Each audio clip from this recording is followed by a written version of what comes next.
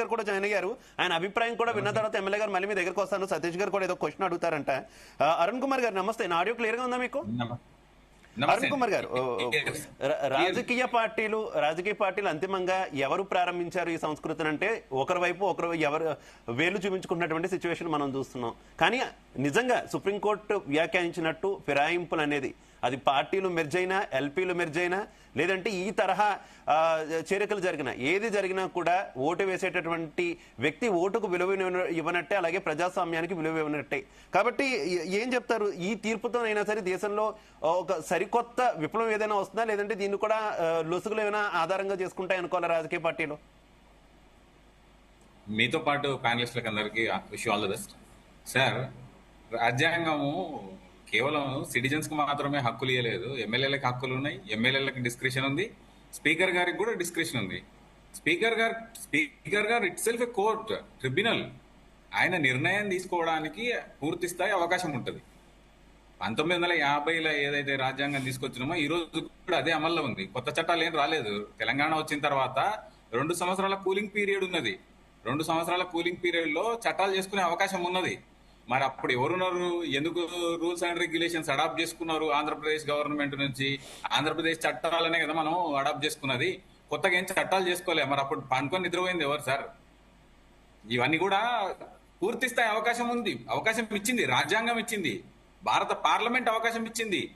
Speaker నిర్ణయాల మీద చర్చ చేసుకోవచ్చు, సమీక్షించవచ్చు అని పూర్తి స్థాయి 2007లో 2004లో ఎన్నికైన తర్వాత, 2009లో ఎన్నికైన తర్వాత ఏ విధంగా అప్పటి సోకాల్డ్ టీఆర్ఎస్ పార్టీ ఇబ్బందులు ఎదుర్కొన్నదో మరి దాంట్లో నుంచి కళ్ళు తెరుచుకోవాలి కదా. చట్టాలు ఏంటివి? 2 సంవత్సరాల తర్వాత కూలింగ్ పీరియడ్ అయిపోయిన తర్వాత రాష్ట్ర విభజన చట్టం ఏం చెప్తుందంటే బై డిఫాల్ట్ ఏవైతే చట్టాలు ఉన్నాయో అవే వస్తాయి.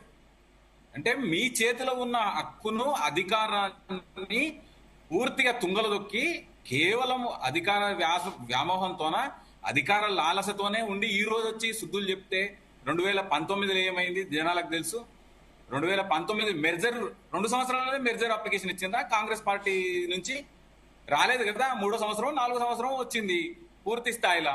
అప్పుడు కదా అంటే 4 సంవత్సరాలు వీక్షించవచ్చు. కానీ ఇప్పుడు స్పష్టంగా నేను మెరిటోరియస్ ఆర్డర్ ఇది కానీ ఏదో అద్భుతమైన ఆర్డర్ అని మాత్రం నేను చెప్పట్లేదు. ఆబ్వియస్గా ఇట్స్ మెరిటోరియస్ ఆర్డర్. ఎందుకు మెరిటోరియస్ ఆర్డర్ అంటున్నా అంటే ప్రజాస్వామ్యాన్ని బతికించే ఆర్డర్ ఇది. స్పీకర్ కి మనకున్న 3 అంగాలు, పార్లమెంటు, గవర్నెన్స్, తర్వాత మిగతా ఆ 3 అంగాలలో ఒక ఒడంబడిక ఉంది. Maybe it's illusionary. ఒక అంగం ఇంకో అంగం మీద దాడి చేయకూడదు, దాన్ని లోపలికి వెళ్ళి అధికారాలను చేపట్టకూడదు అని ఇప్పుడు స్పష్టంగా జ్యుడిషియరీ, సుప్రీంకోర్టు, గౌరవ సుప్రీంకోర్టు ఈరోజు ఆ నిబంధనలను ఖచ్చితంగా పాటించింది. స్పీకర్ కున్న అధికారాలను, స్పీకర్ ట్రిబ్యునల్ కున్న అధికారాలను పూర్తి స్థాయిలో గౌరవించి 3 నెలలు ఒక సలహా ఇచ్చిర్రు అంతే. తీసుకోకపోతే నీ సీట్ పీకేస్తాం, తీసుకోకపోతే నీ సీట్ ఆడ నుంచి మార్చేసి ట్యాంక్ బండ మీద పెడతామని ఎప్పుడు చెప్పలేదు. దాంట్లో కేవలం 3 నెలల్లో అధికారాన్ని, ఒక నిర్ణయాన్ని ప్రకటించమని మాత్రమే చెప్పిర్రు. ఇంత మాట్లాడుతున్నాం సార్. లక్షల మంది ఓట్లు వేసిన ఎమ్మెల్యేలను ప్రగతి భవన్ ముందర నిలబెట్టినప్పుడు వాళ్ళకు ఏముండదా? వాళ్ళకి కాన్షియస్ ఉండదా? వాళ్ళ ఇంటి ముందర, ఫామ్ హౌస్ ముందర నిలబెట్టినప్పుడు కాన్షియస్ ఉండదా వాళ్ళకు? వాళ్ళ మనుషులు గారా? వాళ్ళకి ఏం నిర్ణయాల అధికారాలు ఉండవా? వాళ్ళకు కూడా నిర్ణయాధికారం ఉంటది. ఇట్లాంటి పార్టీలు వస్తాయి, ఇట్లా పూర్తి స్థాయిలో ప్రజాస్వామ్యాన్ని తుంగలో దొక్కే పార్టీలు వచ్చి ఎమ్మెల్యేల మీద చెలాయిస్తారని చెప్పేసి కదా పార్టీ ఫిరాయింపు చట్టాలు ఇవన్నీ వచ్చింది. వాటిని కూడా పరిగణలోకి తీసుకోవాలి కదా. ఎమ్మెల్యే అన్నంత మాత్రాన మనిషే గానీ ఆయనేమి పూర్తి స్థాయిలో ఇంకా ఆయన ఇల్లు కట్టుకోవాలి, ఫామ్ హౌస్ ముందరనే గుడి చేసుకొని ఎప్పుడు పిలిస్తే అప్పుడు లోపలికి పోవాలనే ఉన్నప్పుడు ఎవరు మాత్రం వెళ్ళిపోతారు? ఎవరు మాత్రం ఉండరు కదా, ఖచ్చితంగా వెళ్ళిపోతారు. అధికారం అడ్వకేట్ గారు ఇప్పుడు బీఆర్ఎస్ పార్టీ ప్రభుత్వం సతీష్ గారు ఒక్క నిమిషం, ఆయన కంప్లీట్ పార్టీ ప్రభుత్వంలో కాంగ్రెస్ పార్టీ మాట్లాడాలనుకుంటే మీరే మాట్లాడండి. మీరు టీఆర్ఎస్ పార్టీ కాదు, టీఆర్ఎస్ పార్టీ కాదు. నేను ప్రజాస్వామ్యం లేని పార్టీలో నేను ప్రగతి భవన్ మాట్లాడాలంటే నువ్వే మాట్లాడు. డైవర్ట్ చేస్తున్నావు.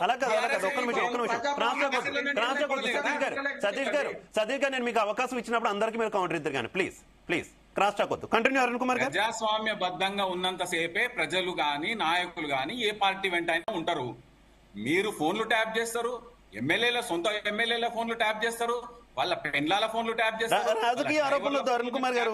అరుణ్ కుమార్ గారు రాజకీయ ఆరోపణలు వద్దు, అవన్నీ తేలాలి కదా, నిరూపణ అవ్వాలి కదా, ప్రభుత్వాలు తేల్చాలి కదా. గవర్నమెంట్ లీడర్ గా నేను కూడా బాధితుణ్ణి, నా బాధ కూడా చెప్పుకోవాలి కదా. మేము కూడా బాధ్యత అనుభవించినాం.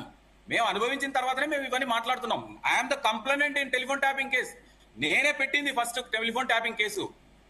కేసీఆర్ ను అరెస్ట్ చేయాలి, కేసీఆర్ ను ప్రథమ ముద్దాయిని చేయాలని చెప్పి పంజాగుట్ట పోలీస్ స్టేషన్ లో అప్లికేషన్ ఇచ్చిందే నేను. అంటే నేనేం చెప్తున్నా అంటే ప్రజాస్వామ్యం ఎక్కడైతే ఉండదో ఎవరైనా వెళ్ళిపోతారు.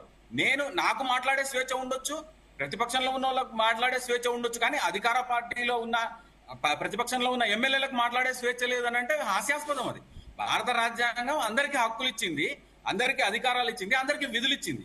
విధుల గురించి మనం మాట్లాడడం ఎప్పుడు కూడా కేవలం హక్కుల గురించే మాట్లాడతాం. ఇప్పుడే మనకు వచ్చిన పూర్తి స్థాయి సువర్ణ అవకాశాన్ని 2 సంవత్సరాలు తెలంగాణ విభజన బిల్లు, ఆంధ్రప్రదేశ్ ని విభజిస్తూ పార్లమెంట్ చేసిన విభజన బిల్లులో 2 సంవత్సరాల కూలింగ్ పీరియడ్ మీరు చట్టాలు చేసుకునే అవకాశాన్ని ఇచ్చినప్పుడు ఎందుకు నిద్రపోయినట్టు? మరి ఆ రోజు చట్టాలు ఎందుకు చేసుకోలేదు, రూల్స్ ఎందుకు మార్చుకోలేదు, రెగ్యులేషన్స్ ఎందుకు మార్చుకోలేదు, ప్రొసీజర్ ఎందుకు మార్చుకోలేదు?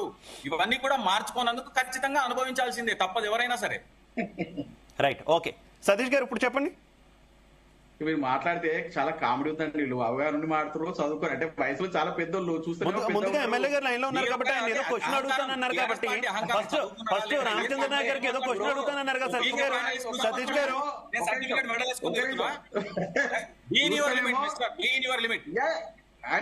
Limits only please. చదువుకోకుండా మరి నాకు చదువుకోకున్నప్పుడే టీఆర్ఎస్ గవర్నమెంట్ నాకు గవర్నమెంట్ లీడర్ ఇచ్చిందా? సార్ వినండి, సార్ అరుణ్ గారు దయచేసి వినండి. మీరు మాకన్నా మాట్లాడండి కానీ వ్యక్తిగత దాడి చేయొద్దు. వ్యక్తిగతంగా మీరు మాకన్నా వయసులో పెద్దవాళ్ళు, ఎంతైనా మిమ్మల్ని మేము